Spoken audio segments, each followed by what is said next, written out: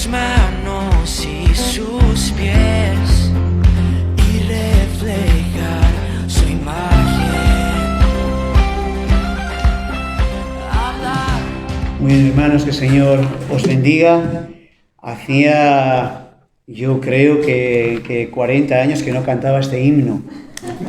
Desde mi niñez, cuando hemos empezado a cantarlo, digo, pero si este himno yo lo conozco, este himno yo lo he cantado de niño, qué himno más hermoso. Me ha gustado recordarlo. Ayer en la actividad que tuvimos de Pentecostés, también al principio de todo, cantaron algún corito también viejo, que yo hacía muchos años que no había cantado. Y también me gustó. Así uno recuerda su infancia y su juventud y unas canciones que le han edificado mucho en el pasado. Gracias al Señor. Bueno, agradezco al pastor Miquel que me da la oportunidad de compartir la palabra con vosotros, y siempre es una bendición compartir la palabra del Señor y recordar que hoy en todo el mundo el nombre de Cristo es proclamado. Esto es una cosa preciosa que nos bendice mucho recordar.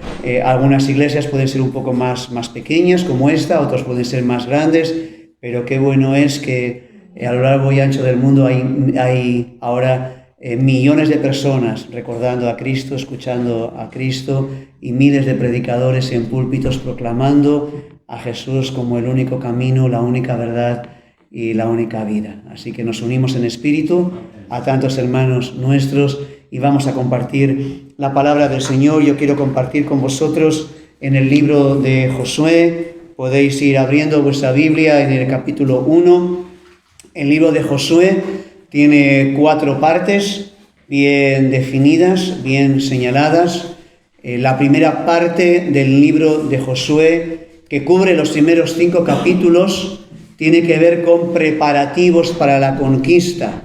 El pueblo de Dios iba a iniciar la conquista de Canaán, pero antes tenían que prepararse. Tanto el pueblo en general como Josué, el líder en particular, tenían que prepararse debidamente antes de emprender la conquista. No podían simplemente llegar ahí y lanzarse, sino que tenían que prepararse. Hermanos, como Israel en los tiempos de Josué, nosotros también tenemos mucho que conquistar. Quizá puede haber áreas de santificación en nuestra vida que necesitamos conquistar. Pecados del tipo que sea, sobre los que todavía no hemos alcanzado una victoria y necesitamos obtener esa victoria.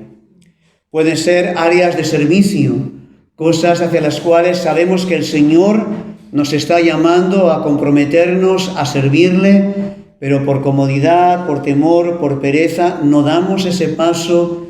Son áreas para conquistar.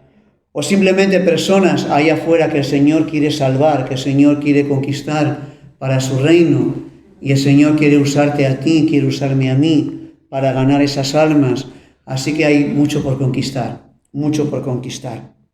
No importa nuestra edad, si somos ya veteranos, como somos aquí algunos, si somos jovencitos, no importa nuestra experiencia, si llevamos muchos años caminando con el Señor o recién estamos empezando a caminar con el Señor, no importa. Dios siempre quiere que sigamos conquistando hasta el final. No hay momento en el que nos paramos y ya está. ¿Recuerdas cómo Caleb, en un momento determinado de la narrativa, le dice a Josué, yo siento que mi vigor es como al principio, así que déjame ir a ese lugar para conquistarlo siempre, cualquiera que sea nuestra edad, tanto en la carne como en la fe. Dios quiere que sigamos avanzando, que sigamos conquistando.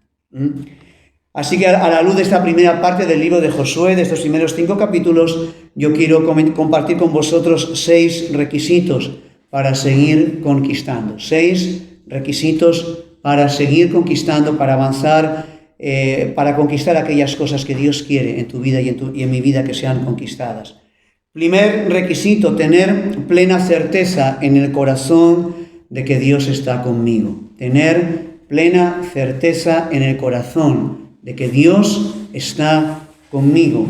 Vamos a Josué capítulo 1, versículo 5. Aquí el Señor le está hablando a Josué y le dice: nadie te podrá hacer frente en todos los días de tu vida.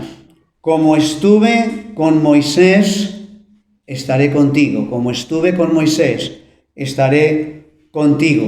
Moisés, el gran líder de la nación, el hombre que hablaba cara a cara con Dios, acababa de morir. Acababa de morir. Josué necesitaba saber en su corazón que el mismísimo Dios que había estado con Moisés también iba a estar ahora con él. Josué podría dudar, podría hacerse planteamientos y decir, bueno, Dios estuvo con Moisés, pero claro, Moisés era Moisés.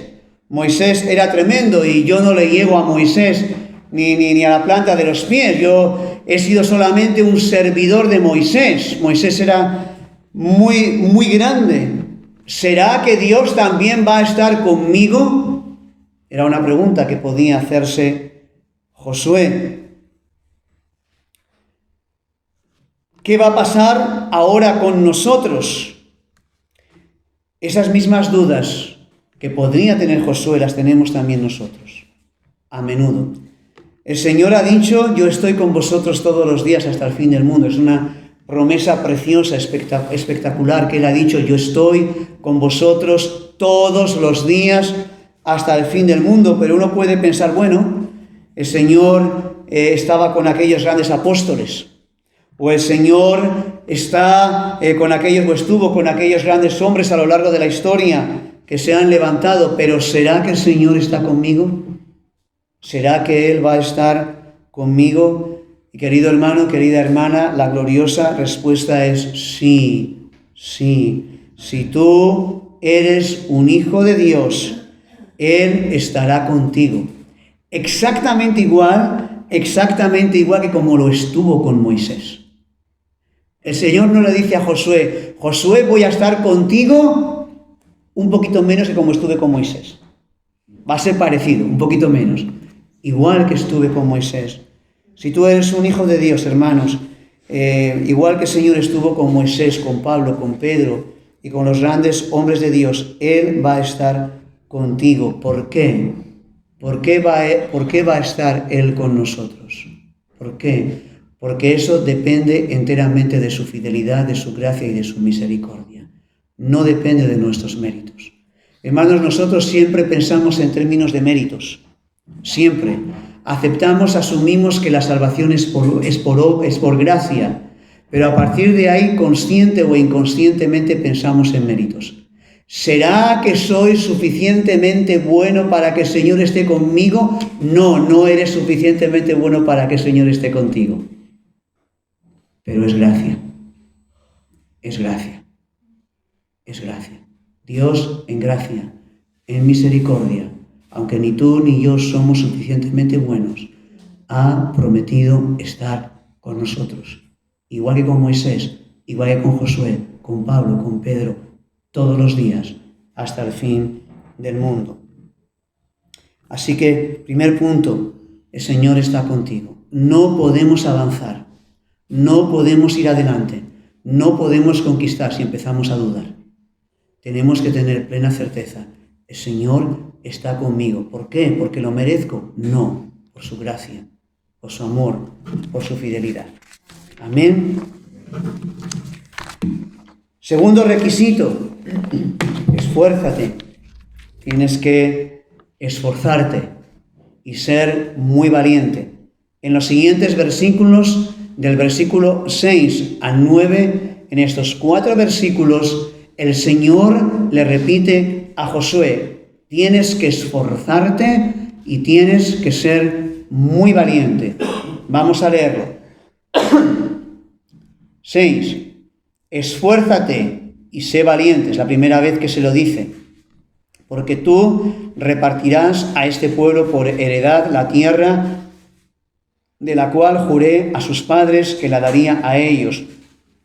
Segunda vez que lo dice, solamente esfuérzate y sé muy valiente para cuidar de hacer conforme a toda la ley que mi siervo Moisés te mandó. No te apartes de ella, ni a diestra ni a siniestra, para que seas prosperado en todas las cosas que emprendas. Nunca se apartará de tu boca este libro de la ley, sino que de día y de noche meditarás en él, para que guardes y hagas conforme a todo lo que en él está escrito, porque entonces harás prosperar tu camino y todo te saldrá bien. Y la tercera vez, mira que te mando que te esfuerces y seas valiente, no temas ni desmayes, porque Yahvé tu Dios estará contigo en donde quiera que vayas. El mandato dado por Dios a esforzarse y ser valiente parece lo más lógico, ¿verdad? Josué es el capitán de los ejércitos de Israel, así que ahora tiene que esforzarse, tiene que esforzarse para conquistar la tierra. Lo curioso es que ninguna de las 3 veces el Señor le dice que se esfuerce para conquistar la tierra. Esfuérzate y sé valiente porque tienes que conquistar Jericó. Y después de conquistar Jericó tienes que conquistar lo otro, y lo otro, y lo otro. No hay ninguna referencia explícita a la conquista que iban a iniciar. El Señor le dice, tienes que esforzarte y ser muy valiente. ¿En qué? ¿En qué? En obedecer la palabra del Señor, en cumplir la palabra del Señor. En eso específicamente tenía que esforzarse Josué y ser valiente, en obedecer la ley. Si lo hacía, si Josué se esforzaba, era valiente en obedecer la ley, si lo hacía, lo demás vendría solo. Dios pelearía por Israel y la conquista de la tierra sería un juego de niños. Todo dependía de la determinación del pueblo en general y de su líder, Josué en particular, de guardar la ley del Señor. Y hermanos, estas palabras son de enorme actualidad y aplicación para nuestras vidas. Si queremos conquistar lo que Dios tiene para nosotros, debemos ser valientes y esforzados en obedecer su palabra. Hermanos, en medio de una sociedad donde de una manera u otra todo el mundo está adulterando o fornicando, todo el mundo, o bien de acto, o bien de intención, o bien con aventuras y rollitos que la gente se monta, o bien consumiendo pornografía, que es una peste terrible. En medio de esta sociedad hay que ser muy valiente y muy esforzado para decir yo voy a guardar la palabra del Señor. No adulterarás. Yo voy a guardar mi corazón, voy a guardar mis ojos, voy a guardar mis pensamientos, voy a ser fiel, leal a mi esposa, a mi esposo, en lo más profundo de mi corazón. Si estoy soltero, soltera, voy a guardarme limpio en mi corazón hasta que el Señor me dé un compañero, y si no me lo da, el Señor me dará gracia, pero yo voy a guardar la ley. La ley. En un mundo donde la gente sexualmente se comporta cada vez más como animales. Yo no. Voy a obedecer la palabra del Señor. En una sociedad donde todo el mundo miente, nos quejamos de los políticos que mienten, pero si es que miente todo el mundo. Cada vez que hay una necesidad de mentir, se miente. En una sociedad donde todo el mundo miente, hay que ser muy valiente para decir no mentirás. No. Yo voy a ir con la verdad por delante, al precio que sea. Me meta en los problemas que me meta. Yo voy a decir la verdad. Hoy más que nunca obedecer la palabra de Dios requiere enorme valentía y determinación de nuestra parte. Además de todo esto, en medio del liberalismo teológico que está arrasando con todo, hay que ser muy valiente para estar del lado de la palabra y decir, yo creo que este es un libro inspirado, que es un libro inerrable en su texto original y que es útil y suficiente para hacer perfecto a todo hombre, a toda mujer, y que es única norma de fe y de conducta para el ser humano. En medio del creciente ecumenismo, todo es igual, todo lleva al mismo sitio, todos los caminos van para el mismo lugar. Hay que ser muy valiente para decir no. Yo creo que este libro dice con toda claridad que solamente hay un camino, solamente hay una verdad, solamente hay una vida. Hermanos, más que nunca, hace falta mucha valentía para pararse del lado de este libro, sin moverse, y obedecerlo. Y obedecerlo. El Señor demanda de ti que te esfuerces y que seas valiente para guardar este libro. Tercer requisito, tercera característica, necesidad para avanzar en la conquista, para seguir conquistando, caminar en unidad. Caminar en unidad. El Señor quiere que caminemos en unidad. Vamos al capítulo 4.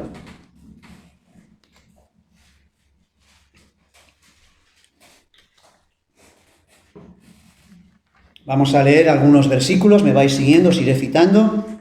Si estáis atentos me podéis seguir sin dificultad, porque vamos a leer varios seguidos, pero todo con la misma temática. Josué capítulo 4, arrancamos desde el versículo 1. Estamos ya en el momento en el que el pueblo ha cruzado el Jordán. El pueblo estaba acampado en los llanos, en los campos de Moab. Desde ahí se ha levantado el pueblo, ha cruzado milagrosamente el Jordán, y después de cruzar el Jordán, el Señor da unas instrucciones. Josué 4:1. Cuando toda la gente hubo acabado de pasar el Jordán, Yahvé habló a Josué diciendo: tomad del pueblo 12 hombres, uno de cada tribu, y mandadles diciendo: tomad de aquí, de en medio del Jordán, del lugar donde están firmes los pies de los sacerdotes, 12 piedras, las cuales pasaréis con vosotros y levantaréis en el lugar donde habéis de pasar la noche. Saltamos al versículo 8.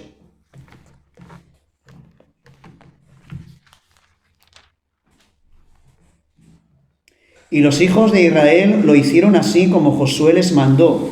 Tomaron 12 piedras de en medio del Jordán, como Yahvé lo había dicho a Josué, conforme al número de las tribus de los hijos de Israel, y las pasaron al lugar donde acamparon y las levantaron allí. Y Josué también levantó 12 piedras en medio del Jordán, en el lugar donde estuvieron los pies de los sacerdotes que llevaban el arca del pacto, y han estado allí hasta hoy.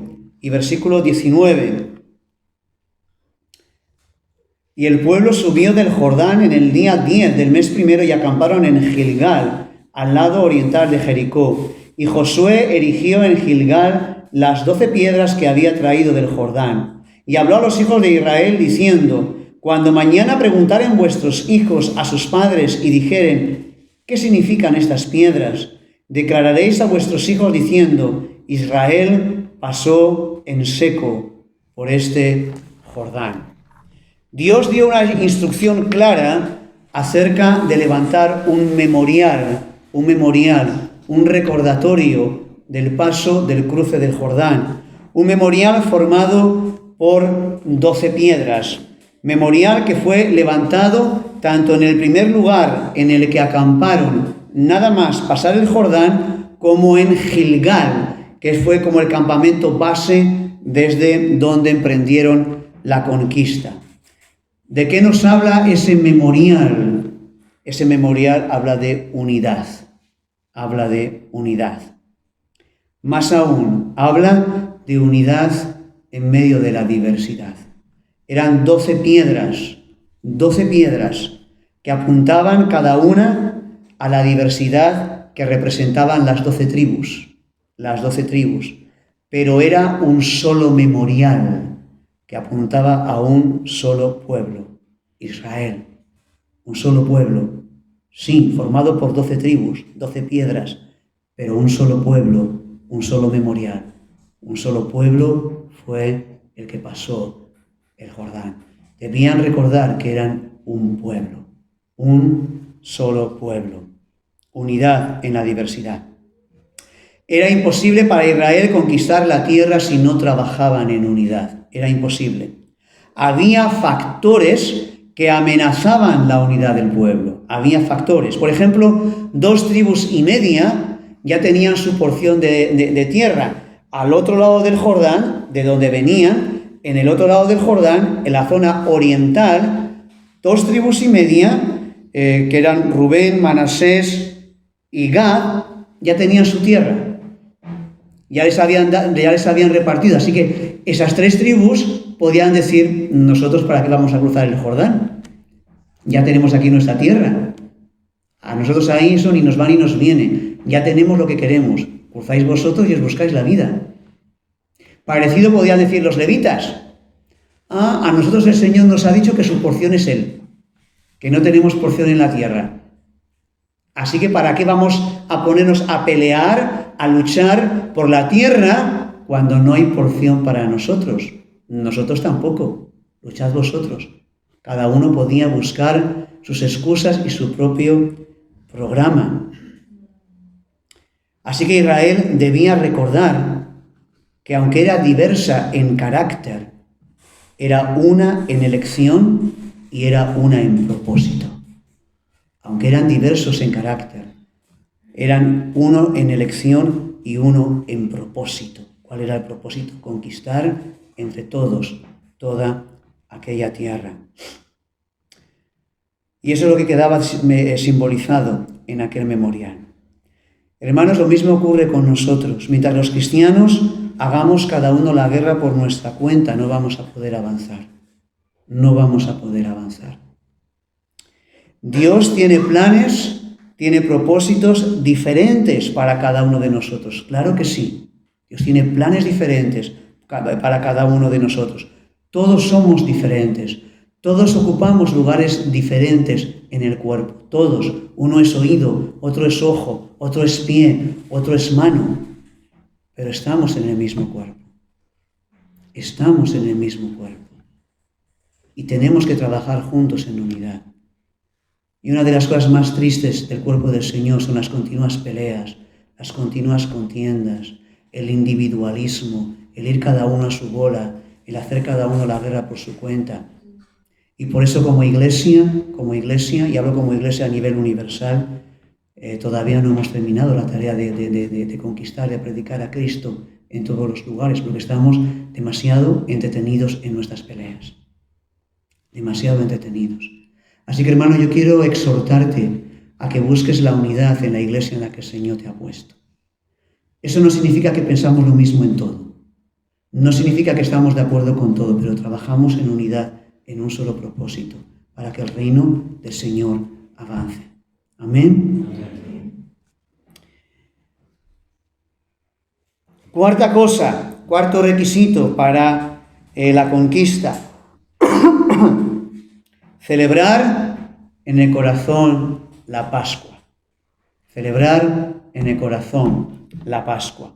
En la narrativa del Pentateuco y de Josué, desde que Israel sale de Egipto hasta que pasan a conquistar la tierra prometida, hay realmente 3 éxodos, aunque hablamos de un éxodo que es el más importante, el de Egipto, pero realmente hay 3 éxodos en toda esta narrativa.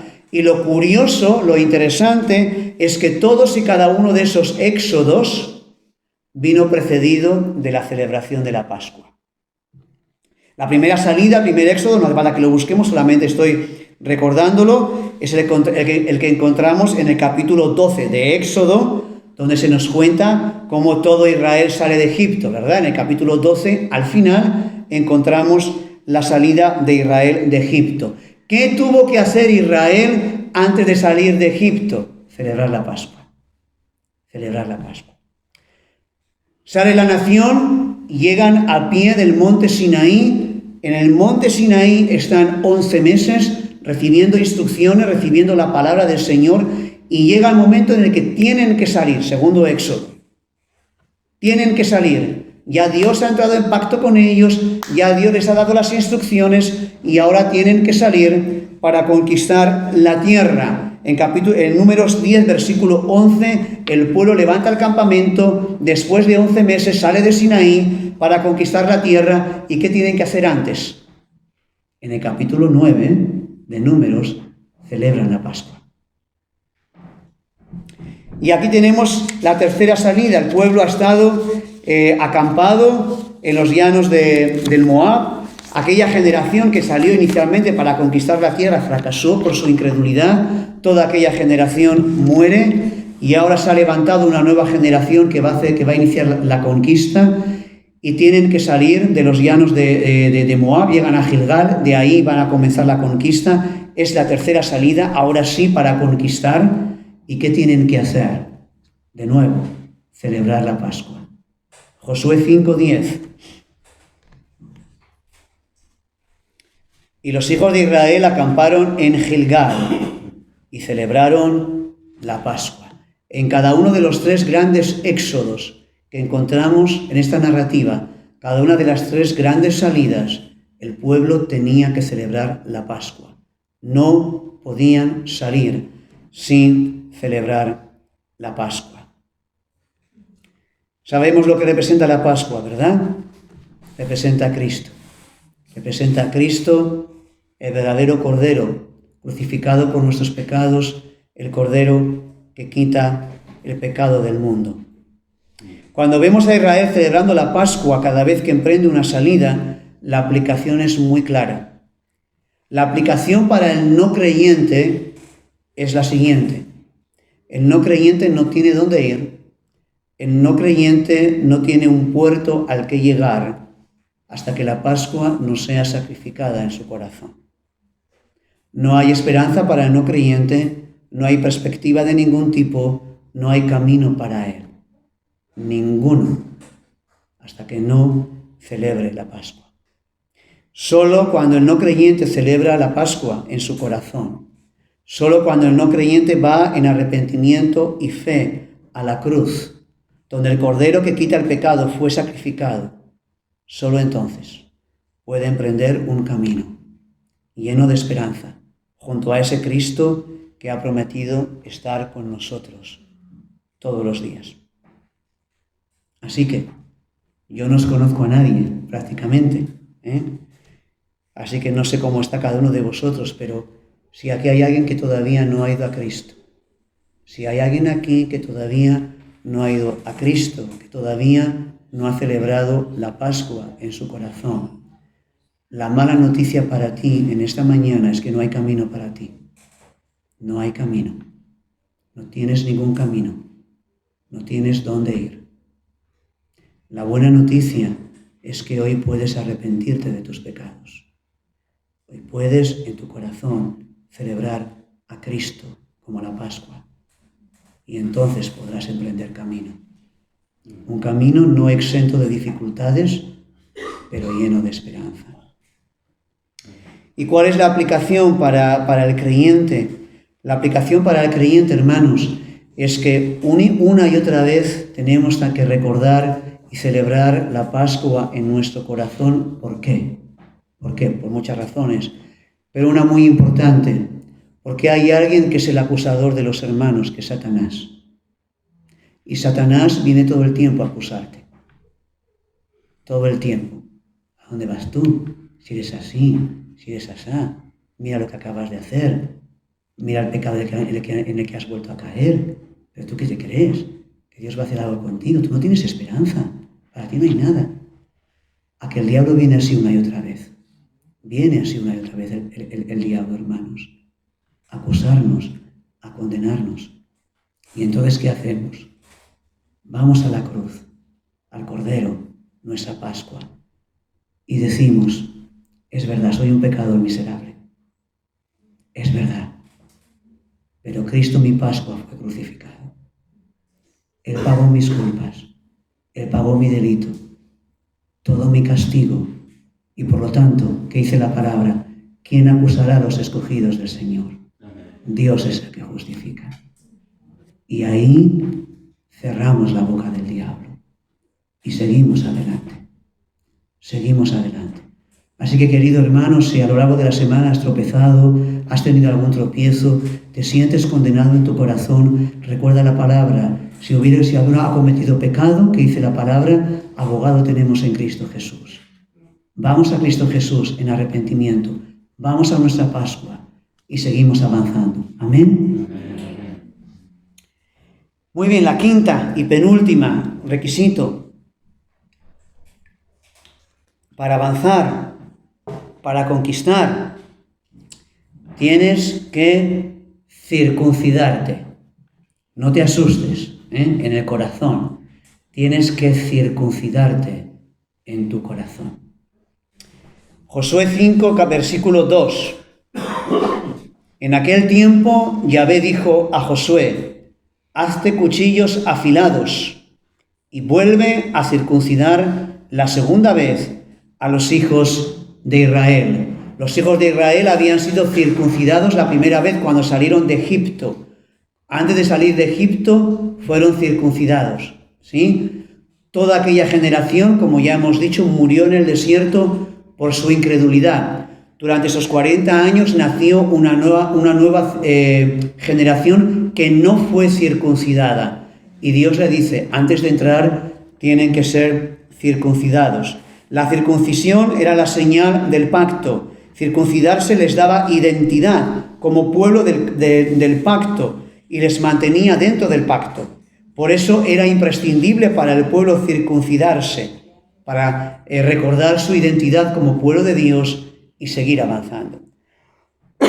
Ahora, hermanos, bajo el nuevo pacto debemos estar circuncidados, pero no es una circuncisión externa, sino interna, en el corazón.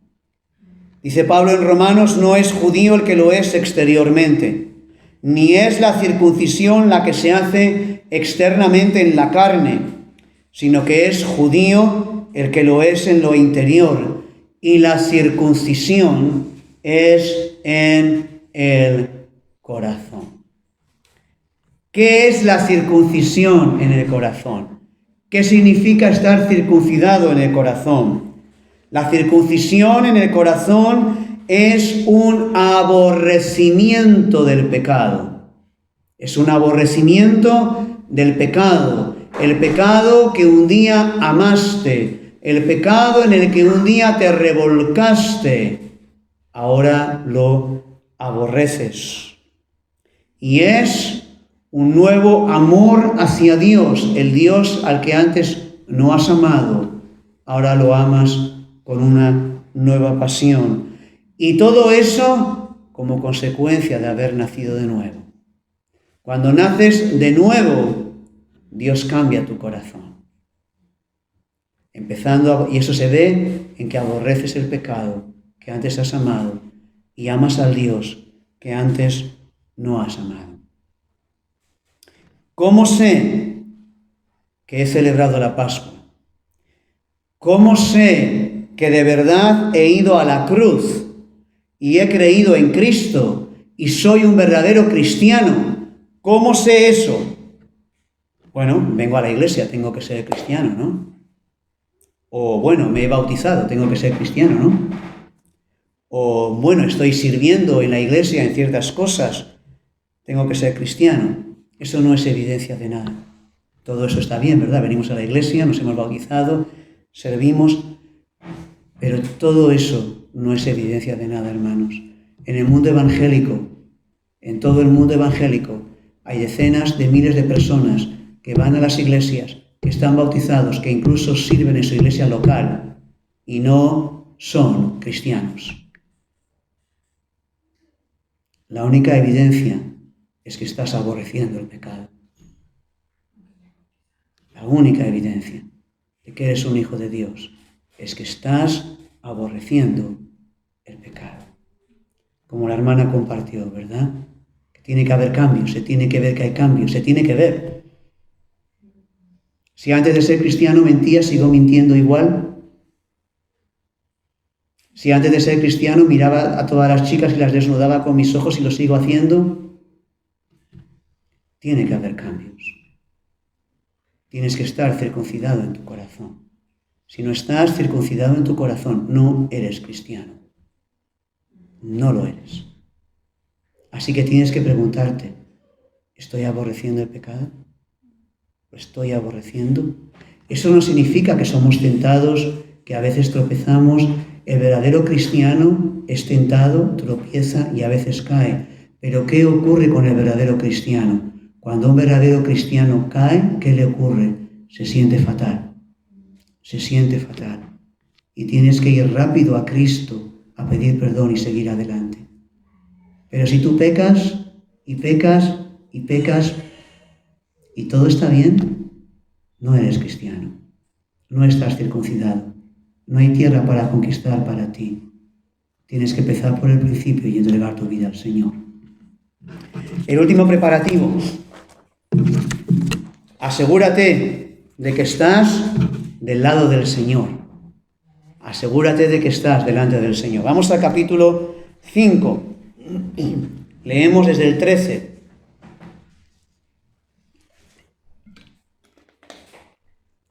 Estando Josué cerca de Jericó, alzó sus ojos y vio un varón que estaba delante de él, el cual tenía una espada desenvainada en su mano. Y Josué, yendo hacia él, le dijo: ¿eres de los nuestros o de nuestros enemigos? Él respondió: no. Dice el texto que Josué estaba cerca de Jericó, en algún lugar en las inmediaciones de la ciudad.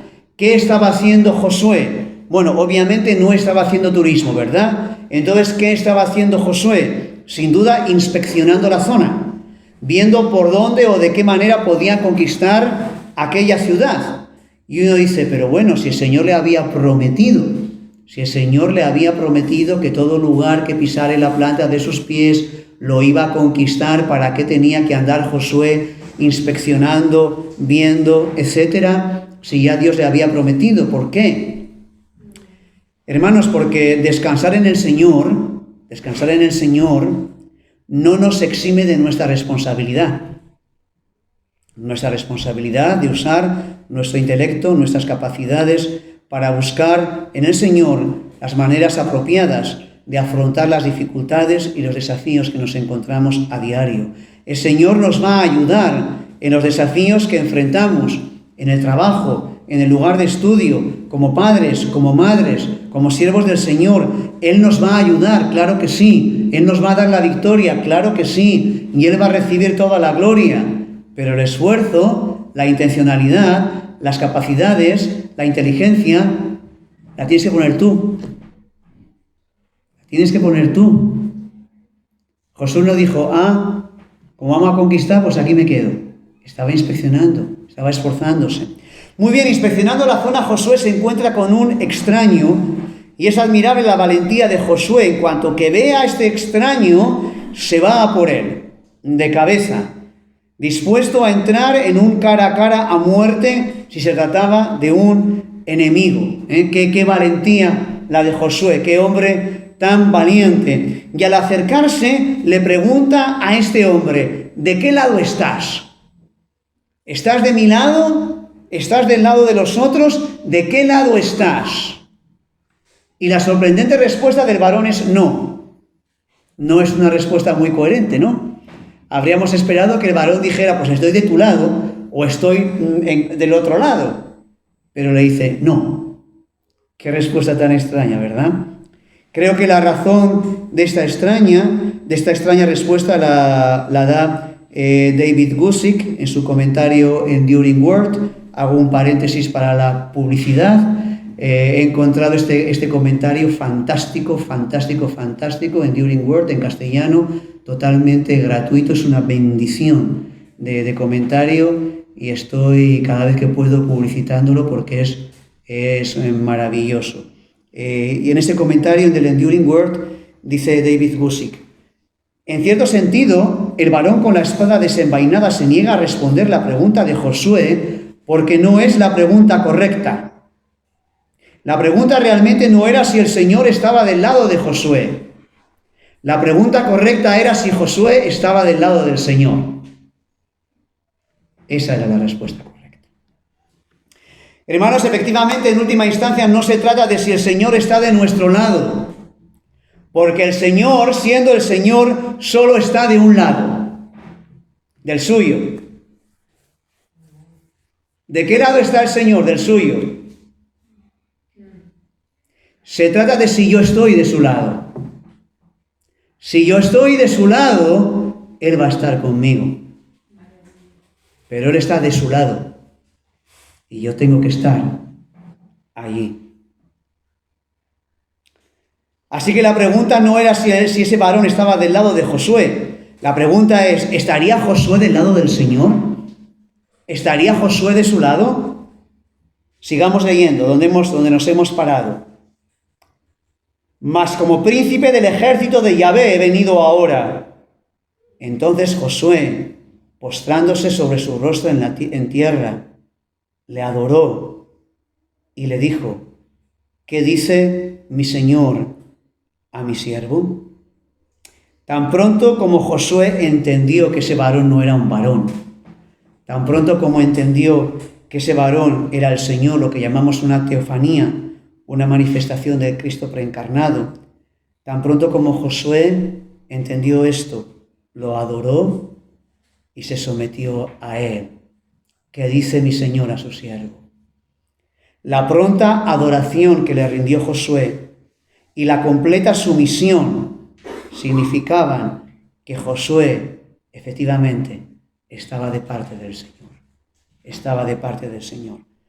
Y hermanos, aquí hay una ley fundamental. Si tú quieres conquistar lo que Dios tiene para ti, si tú quieres conquistar, primero debes dejar que Él te conquiste a ti. Primero debes dejar que Él te conquiste a ti. Ser conquistado por Jesús implica que Él será nuestro único objetivo de adoración. Y ser conquistado por Jesús significa que voy a obedecerle en todo. Que cada día cuando me levanto voy a ponerme sobre mis rodillas y voy a decir, Señor, ¿qué quieres que yo haga? ¿Qué quieres hoy que yo haga? No quiero hacer lo que me dé la gana. No quiero estar de mi lado, porque tú no estás de mi lado. Señor, yo quiero estar de tu lado. Y entonces tú estarás conmigo. ¿Qué quieres que yo haga? Y entonces podemos avanzar. Hermanos, Dios quiere que tu vida y la mía sean una vida de conquista, una vida de avance, cualquiera que sea nuestra edad, cualquiera. Y estas son 6 condiciones muy claramente descritas. 1. Confía en que Dios está contigo siempre. Confía. Porque esto no depende de ti, no depende de que lo merezcas, no lo mereces. Depende de su gracia. En gracia, en misericordia, Él ha prometido estar contigo. 2. Esfuérzate y sé muy valiente para obedecer la palabra del Señor. Obedece la palabra del Señor en todo. Plántate del lado de la palabra. Cree que esta es la palabra inerrable del Señor, la única que te puede hacer perfecto en el camino del Señor. 3. Trabaja en unidad, en unidad. No vayas por tu aire, no siembres contiendas. Trabaja en unidad.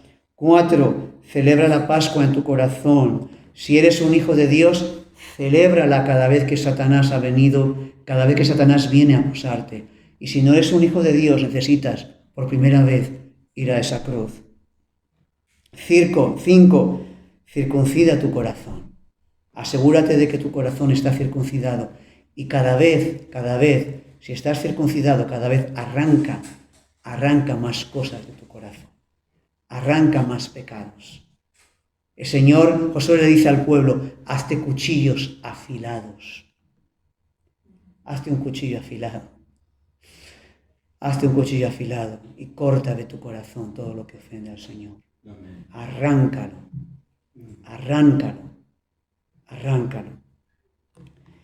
Y 6, deja que el Señor te conquiste. Ríndete a Él. Asegúrate de que estés de su lado. Y entonces se cumplirá lo que hemos leído al principio del relato. El Señor le dice a Josué, nadie te podrá hacer frente todos los días de tu vida. Si caminamos de esta manera, nadie nos podrá hacer frente. Podremos obtener victoria en el nombre del Señor y avanzar. Amén. Pues oramos, nos ponemos en pie. Señor, te damos gracias por tu palabra que nos edifica, que nos anima, Señor, que nos consuela. Señor, hay tanto por conquistar. Hay tanto por conquistar, Señor. Áreas de santidad, áreas de servicio, personas que todavía están perdidas y que tú quieres que sean salvas. Hay tanto que conquistar, Señor. Señor, y que queremos seguir avanzando, queremos seguir adelante para conquistar lo que tú tienes para nosotros, con tu poder, para tu gloria. Ayúdanos, Señor, a celebrar la Pascua, a circuncidar nuestro corazón, a trabajar en unidad, a estar de tu lado, a obedecer tu palabra, a creer que tú estás con nosotros. Señor, queremos esforzarnos y seguir conquistando y seguir avanzando, Señor. Que cada uno de tus hijos que estamos aquí presente, Señor, podamos seguir avanzando en nuestra vida y que esta iglesia como iglesia local, con tu ayuda, pueda seguir avanzando y conquistando para tu gloria, Señor. Ayúdanos, amado Dios. En el nombre de Jesús te lo pedimos. Amén y amén. Amén. Que el Señor te bendiga. Nos dé tu poder en nuestra gente.